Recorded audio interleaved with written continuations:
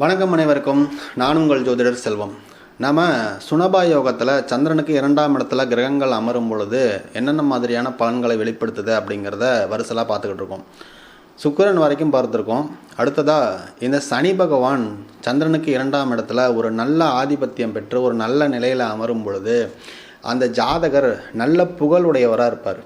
சனி அப்படிங்கிறவர் கர்மத்துக்கான காரகம். அப்போது மக்களால் போற்றப்படக்கூடியவராக இருப்பார்.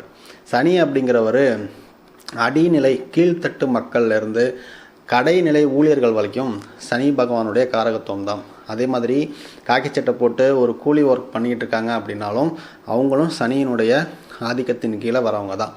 அப்போது இந்த சனி பகவான் ஒரு ஜாதகத்தில் நல்லா இருக்குது அப்படின்னா கட்டாயம் அவங்களுக்கு இந்த கீழ்த்தட்டு மக்கள்லேருந்து நல்ல ஒரு பொதுமக்களோட ஒரு பாண்டிங் வந்திருக்கும். ஒர்க்கர்ஸ் கூட ஒரு நல்ல பாண்டிங் வந்திருக்கும்.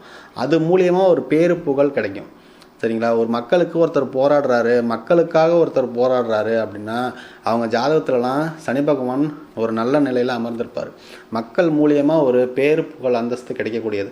நல்ல ஒரு கடுமையான உழைப்பாளியாக இருப்பார். தொழில் செய்து முன்னேறக்கூடியவராக இருப்பார்.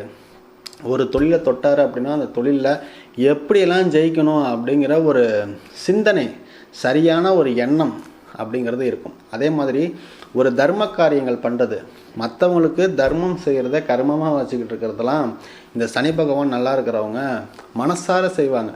சரிங்களா? அப்போ சந்திரனுக்கு 2லேயே சனி பகவான் நல்ல நிலையில் அமரும் பொழுது இது மாதிரியான பலன்களை ஜாதகருக்கு வழங்கிக்கிட்டு தான் இருக்குது. அதை சரியாக அந்த ஜாதகர் பயன்படுத்தினார் அப்படின்னா அதன் மூலியமாகவே அவருக்கு இவர் நினச்சி பார்க்க முடியாத பல விஷயங்கள் பிரபஞ்சத்தின் மூலியமாகவே இவருக்கு கிடைக்கும்.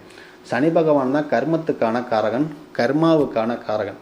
கர்மம் அப்படிங்கிறது நாம் செய்கிற செயல்களின் விளைவு தான் கர்மா.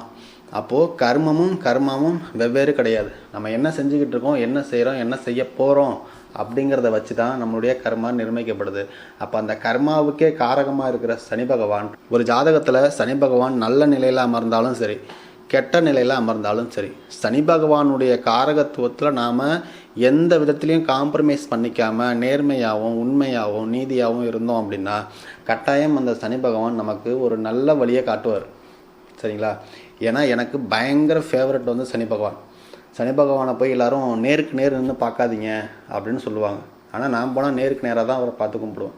ஏன்னா எனக்கு அவரை ரொம்ப பிடிக்கும். சரிங்களா?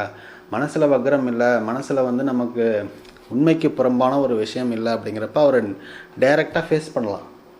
சரிங்களா? அதனால் இந்த வீடியோ எப்படி இருந்துச்சு அப்படிங்கிறத மறக்காமல் கீழே கமெண்ட் பண்ணுங்கள். வீடியோ பிடிச்சிருந்துச்சுன்னா லைக் பண்ணுங்கள், ஷேர் பண்ணுங்கள். கட்டாயம் சப்ஸ்கிரைப் பண்ணி கொஞ்சம் சப்போர்ட் பண்ணுங்கள். அடுத்த வீடியோவில் சந்திக்கலாம். நன்றி, வணக்கம், பாய்.